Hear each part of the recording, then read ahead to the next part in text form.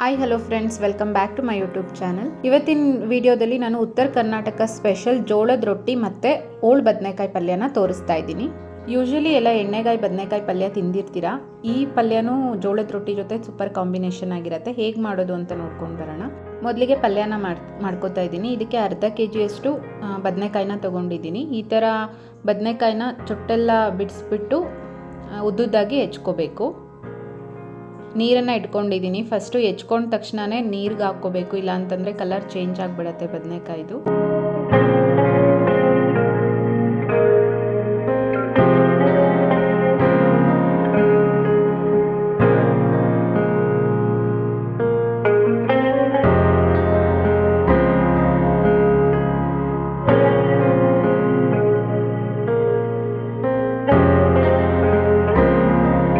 ಮೊದಲಿಗೆ ಒಂದು ಪ್ಯಾನ್ನ ಬಿಸಿ ಮಾಡಿಕೊಂಡು 1 ಸ್ಪೂನ್ ಆಯಿಲ್ನ ಹಾಕ್ಬಿಟ್ಟು ಅರ್ಧ ಕಪ್ಪಷ್ಟು ಶೇಂಗಾನ ಲೋ ಫ್ಲೇಮಲ್ಲಿ ನೀಟಾಗಿ ಫ್ರೈ ಮಾಡ್ಕೋಬೇಕು.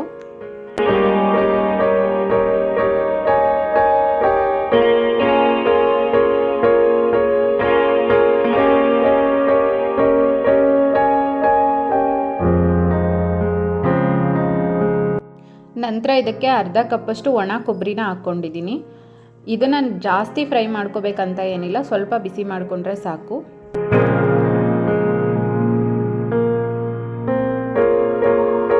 ಎರಡು ಫ್ರೈ ಆದಮೇಲೆ ಎತ್ತಿಟ್ಕೋತಾ ಇದ್ದೀನಿ. ಇದು ಕೂಲ್ ಆದಮೇಲೆ ಗ್ರೈಂಡ್ ಮಾಡ್ಕೊಂಡು ಇಟ್ಕೋಬೇಕು.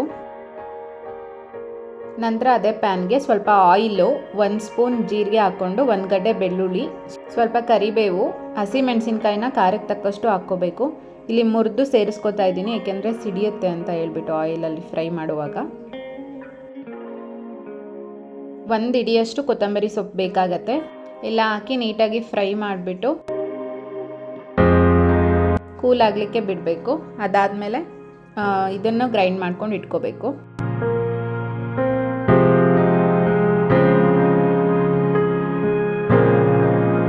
ನಂತರ ಅದೇ ಪ್ಯಾನ್ಗೆ ಸ್ವಲ್ಪ ಆಯಿಲು,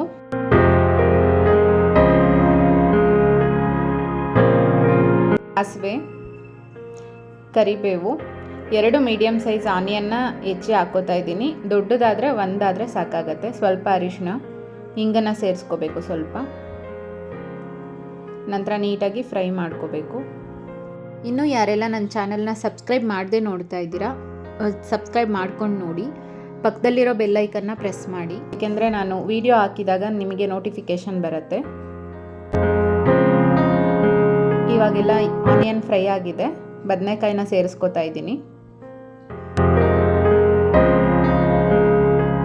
ಸೇರಿಸ್ಕೊಂಡು ನೀಟಾಗಿ ಬಾಡಿಸ್ಕೋಬೇಕು. ನಂತರ ಇದಕ್ಕೆ ರುಚಿಗೆ ತಕ್ಕಷ್ಟು ಉಪ್ಪನ್ನು ಸೇರಿಸ್ಕೊತಾ ಇದ್ದೀನಿ.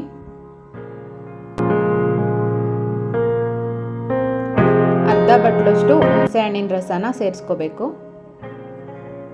ನಂತರ ಹುಚ್ಚೆಳ್ಳು, ನೈಜರ್ ಸೀಡ್ಸ್ ಅಂತಾರಲ್ಲ, ಅದನ್ನು ಫ್ರೈ ಮಾಡಿಕೊಂಡು ಪೌಡರ್ ಮಾಡ್ಕೊಂಡಿರೋದು 2 ಟೇಬಲ್ ಸ್ಪೂನ್ ಹಾಕ್ಕೋಬೇಕು. ಈಗ ಫ್ರೈ ಮಾಡ್ಕೊಂಡಿರೋ ಪೌಡರ್ ಇಲ್ಲ ಅಂತ ಹೇಳಿದ್ರೆ ನೀವು ಶೇಂಗಾ ಮತ್ತು ಕೊಬ್ಬರಿನ ಪೌಡರ್ ಮಾಡ್ಕೊಂಡ್ರಲ್ಲ, ಆ ಟೈಮಲ್ಲೇ ಫ್ರೈ ಮಾಡ್ಕೋಬೋದು. ಅದನ್ನು ಹಾಕ್ಬಿಟ್ಟು ರುಬ್ಬಿರೋ ಅಂಥ ಖಾರನ ಸೇರಿಸ್ಕೊತಾ ಇದ್ದೀನಿ.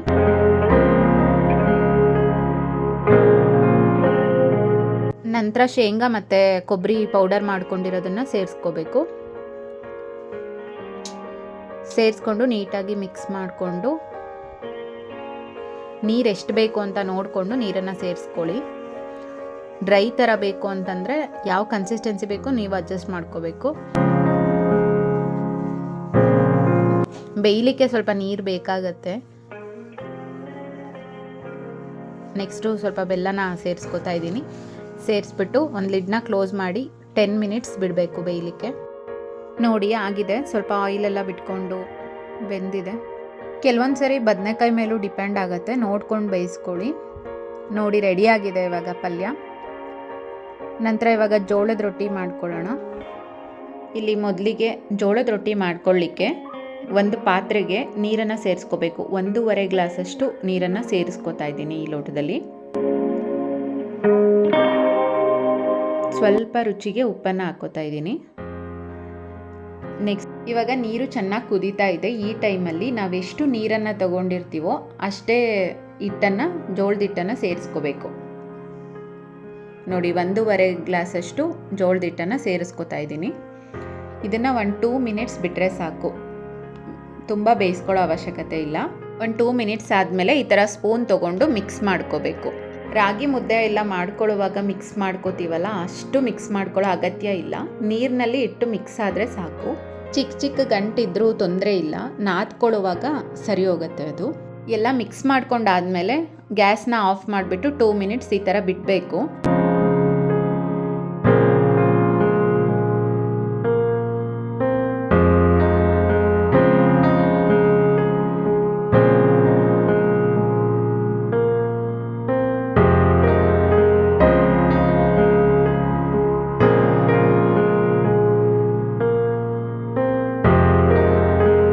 ಇವಾಗ ಆ ಹಿಟ್ಟನ್ನು ಫುಲ್ ಹಿಟ್ಟು ನಾವೆಷ್ಟು ಹಿಟ್ಟನ್ನು ಮಿಕ್ಸ್ ಮಾಡಿರ್ತೀವೋ ಅಷ್ಟು ಹಿಟ್ಟನ್ನು ತೊಗೊಂಡು ನಾದ್ಕೋಬೋದು. ಬಟ್ ಬಿಗಿನರ್ಸ್ ಆದರೆ ಫುಲ್ ಹಿಟ್ಟನ್ನು ನಾದಲಿಕ್ಕೆ ಸ್ವಲ್ಪ ಕಷ್ಟ ಆಗುತ್ತೆ. ಹಾಗಾಗಿ ನಾನು ಸ್ವಲ್ಪ ಸ್ವಲ್ಪನೇ ಹಿಟ್ಟು ತೊಗೊಂಡು ನಾದಿ ತೋರಿಸ್ತಾ ಇದ್ದೀನಿ. ನೋಡಿ, ಈ ಥರ ಸ್ವಲ್ಪ ಇಷ್ಟು ಬಿಸಿ ಇರೋದೇನು ಬೇಡ, ಸ್ವಲ್ಪ ಬಿಸಿ ಇರುವಾಗಲೇ ನಾವು ಈಗ ಈ ಥರ ನಾದ್ಕೋಬೇಕು. ಸ್ವಲ್ಪ ನೀರನ್ನು ಹಚ್ಕೊಂಡು, ಇಲ್ಲಾಂದರೆ ಒಣ ಹಿಟ್ಟನ್ನು ಯೂಸ್ ಮಾಡಿಕೊಂಡು ಈ ಥರ ನಾದ್ಕೋಬೇಕು ಚೆನ್ನಾಗಿ. ಆವಾಗ ಗಂಟೇನಾದರೂ ಇದ್ದರೆ ಎಲ್ಲ ಚೆನ್ನಾಗಾಗತ್ತೆ. ನಾವು ಎಷ್ಟು ಚೆನ್ನಾಗಿ ನಾದ್ತೀವೋ ಅಷ್ಟು ಚೆನ್ನಾಗಿ ರೊಟ್ಟಿ ಬರುತ್ತೆ.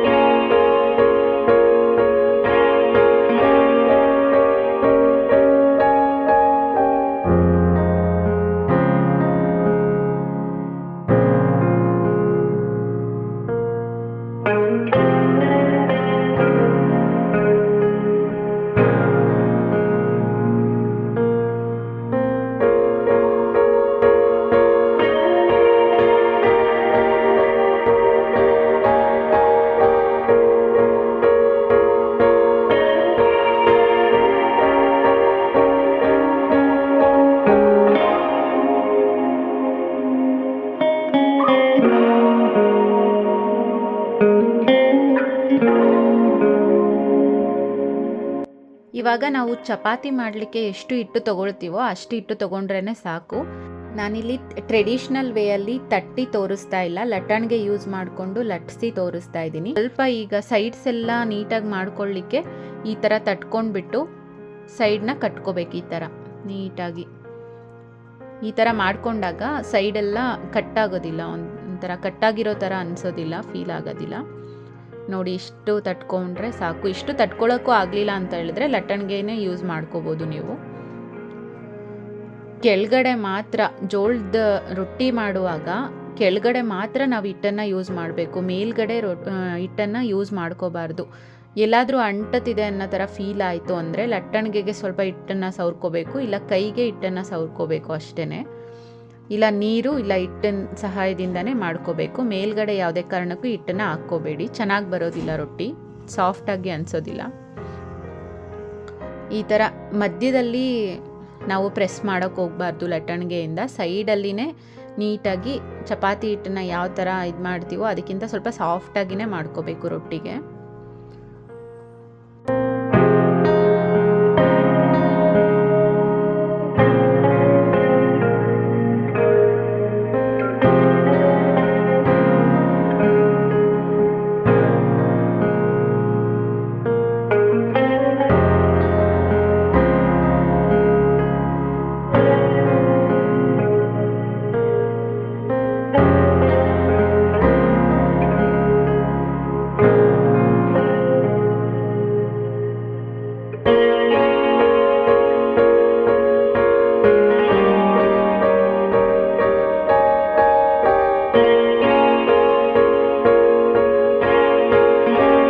ನೋಡಿ, ಕೈಯಲ್ಲಿ ರೊಟ್ಟಿನ ಈ ಥರ ಇಟ್ಕೊಂಡು ಈ ಥರ ಮಾಡಿದ್ರೂ ರೊಟ್ಟಿ ಕಿತ್ತೋಗ್ತಾ ಇಲ್ಲ. ನಾನು ಹೇಳಿರೋ ಥರ ಪ್ರೊಸೀಜರಲ್ಲಿ ಮಾಡಿದ್ರೆ ರೊಟ್ಟಿ ಈ ಥರ ಬರುತ್ತೆ. ಇನ್ನೊಂದನ್ನು ತೋರಿಸ್ತಾ ಇದ್ದೀನಿ. ಇದೇ ಥರನೇ ನಾದ್ಕೊಂಡು ಎಲ್ಲ ರೊಟ್ಟಿನೂ ಮಾಡ್ಕೋಬೇಕು.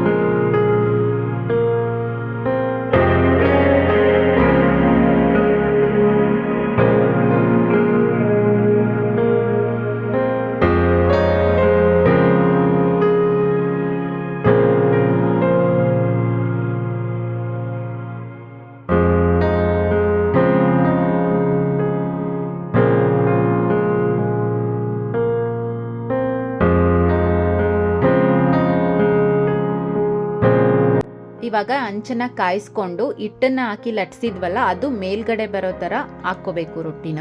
1 ಮಿನಿಟ್ ಬೇಯಿಸ್ಕೊಂಡು ಈ ಥರ ಕಾಟನ್ ಬಟ್ಟೆಗೆ ನೀರನ್ನು ಹಚ್ಕೊಂಡ್ಬಿಟ್ಟು ರೊಟ್ಟಿ ಮೇಲೆ ಹಚ್ಕೋಬೇಕು ನೀಟಾಗಿ.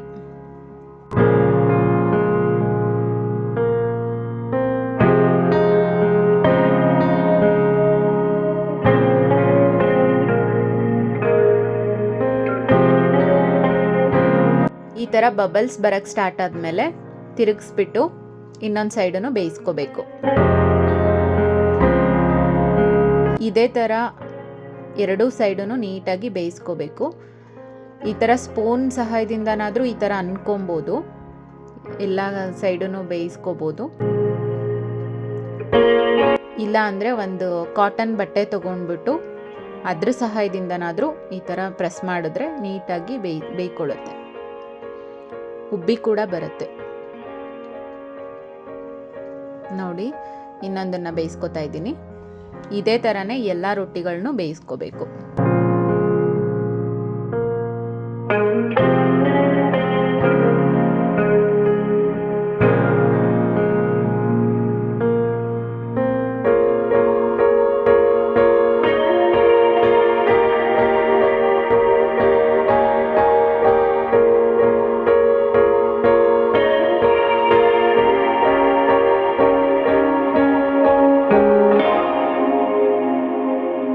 ನೋಡಿ ಎಷ್ಟು ಸಾಫ್ಟಾಗಿ, ಎಷ್ಟು ತೆಳುವಾಗಿ ಬೇಕಾದರೂ ನಾವು ಲಟ್ಟಣಿಗೆ ಯೂಸ್ ಮಾಡಿಕೊಂಡು ಜೋಳದ ರೊಟ್ಟಿನ ಮಾಡ್ಕೋಬೋದು. ನಾನು ಹೇಳಿರೋ ಪ್ರೊಸೀಜರಲ್ಲಿ ಮಾಡಿದ್ರೆ ತುಂಬ ಚೆನ್ನಾಗಿ ಬರುತ್ತೆ. ಬಿಗಿನರ್ಸ್ ಕೂಡ ತುಂಬ ಚೆನ್ನಾಗಿ ಮಾಡ್ಕೋಬೋದು.